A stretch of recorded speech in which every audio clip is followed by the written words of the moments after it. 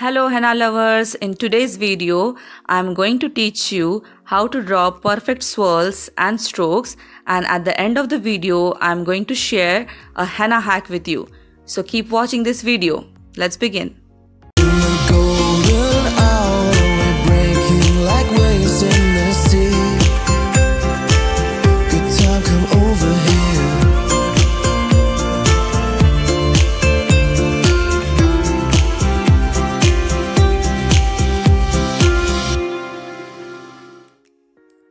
So here comes the first swirl.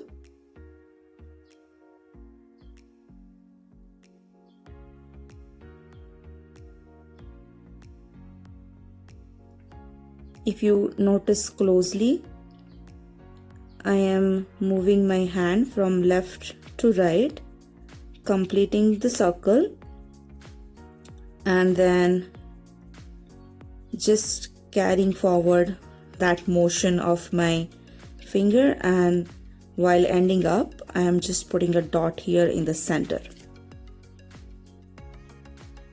Let me show you one more time. So I'm going from left to right, moving further and going into the center. So while drawing this swirl, you have to make sure that you're not squishing the lines onto each other. You need to see that you are able to see through the skin. As you see here, the white board that is underneath, it's visible. You are able to see that. So that is what you have to make sure.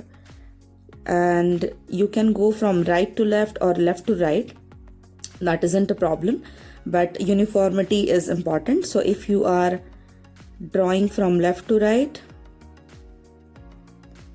that is fine too, likewise. Or if you want to draw it from right to left, maybe for the people who are lefty or who do things with their left hand the most, for them this going from right to left would be the easier. So this is our first one. So let's move on to the second swirl. So the second swirl that I'm going to draw here is this one.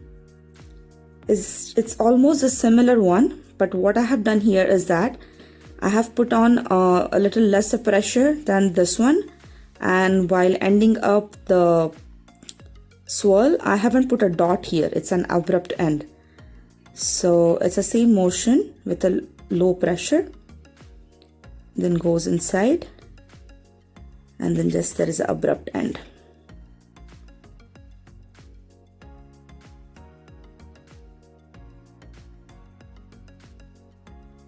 This is how you draw the second swirl. Now this could be big or small. I'll let you know how to keep the uniformity further, but you may go with a larger one or the smaller one while practicing, but that's perfectly fine. Whichever size you decide to go with, the important thing is to keep the uniformity in your shape. So this is our second swirl. Now let's move on to the third one. So in the third swirl,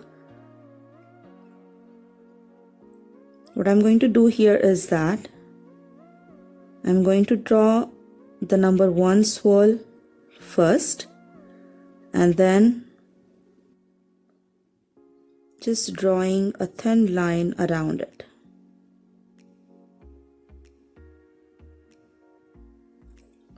Okay, so although you do not see a major difference in these 3 swirl here, they are going to look different eventually when you make the placement of these elements into your design.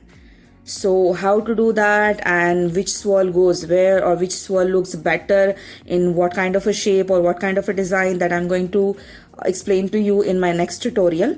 But this is the basis. These are very basic elements that you need to practice and become perfect at. So this is going to help you eventually in building a nicer looking and elegant and beautiful looking design. Let's take a look at the strokes now. So the pretty common one that you might have seen everywhere is this stroke. This one goes from the top to bottom and then it ends up here. We're not completing it up, we're just leaving it here. We're not rotating or we are not turning our fingers. We are not giving further motion to it. We're just stopping right here. The same stroke you can draw from left to right. So what I'm basically doing here while drawing this stroke is that I'm beginning with a more pressure here on the top and then slowly releasing the pressure while coming down. And then as I turn inward, I'm just stopping here with a dot. Here again, keep an eye on your the pressure that you put on the tube. That's really important. Again, from the right to left. So this is our first stroke. Let's move on to the second one. So the second stroke is also known as leaf stroke, where we are actually going to draw a line and then a little extra pressure and then release it down.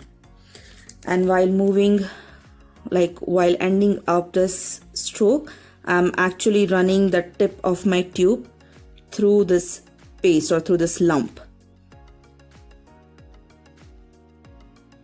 Putting extra pressure and releasing it while ending it up.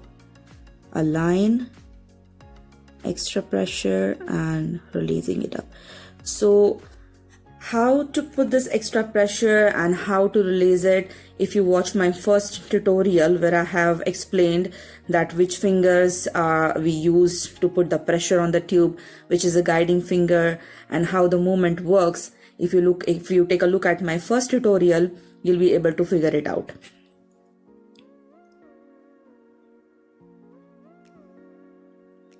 Here again, I'm showing you the same one. So I'm running the tip of the tube through that lump of the paste and then just gently stopping right up here. So this is the second one. Now let's move on to the third swirl. The third stroke.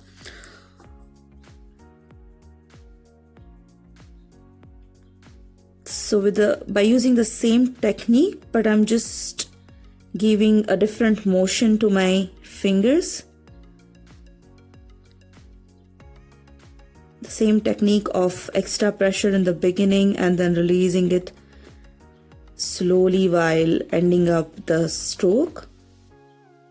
But here I'm just creating a group of those strokes, which is ultimately gonna give a look like leaves or a vine, whatever you can say. Okay, let me draw one more here. So it goes down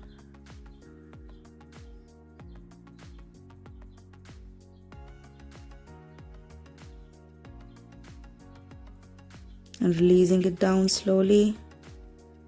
The same technique.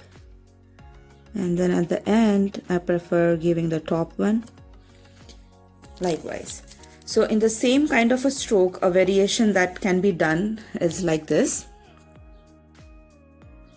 So putting extra pressure here and then while releasing it down, I'm just giving a gentle stroke or a jerk to my fingers.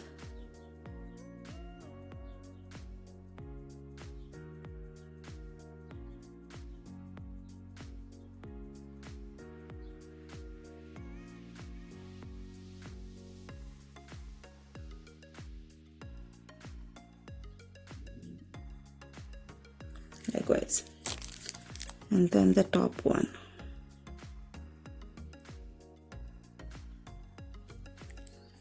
So if you take a look closely, Here it's giving a little different impression than this one, because here until the end we haven't released the pressure a lot, but just because we have given a little jerk to our fingers, it has created a lighter or a pretty thin line, a skin touched line, which is giving a little different look to these kind of strokes, like, rather than these one. So these are some kind of strokes. Let's see one more stroke here, which is also a leaf stroke. So basically we're going to draw this one first, then on each side of it we would be drawing a simple line and bringing it in a different direction. You're creating this stroke. So variations are endless in these kind of strokes. You can have this in a bigger size on top of certain elements, and then you can increase the number of these stroke on the sides and then give it an entire different look. Same like this one. So again, in my next tutorial I'd be explaining how and where to use these all strokes and swirls and how to make a nice elegant design out of it. So before moving on to my next tutorial, I would recommend you to definitely go and check my tutorial number 1 and tutorial number 2, which is this one, and practice these elements before jumping on to the next one, because although these elements look pretty smaller to you, these are very common one which we are going to use every now and then. So it's always good to have an expertise in this, and then you move on to the layout of the design and constructions of design. Now is the time for today's henna hack or a henna tip, and that is whenever you begin to practice these, when you are a beginner, you have never held a tube in your hand, or if you are just done couple of times but you do not really know how to practice this and how to draw smaller size elements, always begin with bigger size elements. Like, do not hesitate. I know this is not the size that we are going to use on our hand design, maybe on the feet, but not on the hand for sure. But you can do not hesitate, to go big in the beginning. You don't have to go for the micro size, these kind one strokes or any element. Right now here I'm just showing you through the element as we just learned that, but you do not have to go with this size. You can begin with this one. Same with the swirls as well. You can go for a bigger swirl first, like this, and then you can practice for the smaller size. The reason behind why I'm asking you to practice with the bigger size one is because when you are a beginner and if you try to practice the micro size element, you tend to squish the design. It goes something like this or like this. So, and that could be really frustrating when you are not able to draw the element correct. So in terms of understanding the element correct, or to develop the memory in your fingers, your muscles, you really have to start with a bigger element first, just so that you will understand the motion and the speed with which you are drawing that particular element, and then slowly you can reduce down the size of your element and then make it look perfect. So it doesn't matter however big or small you want to draw. When you're drawing the bigger one perfect, you're definitely going to achieve this size in no time. So friends, if you like this video, please subscribe to my channel, like and share it with your friends.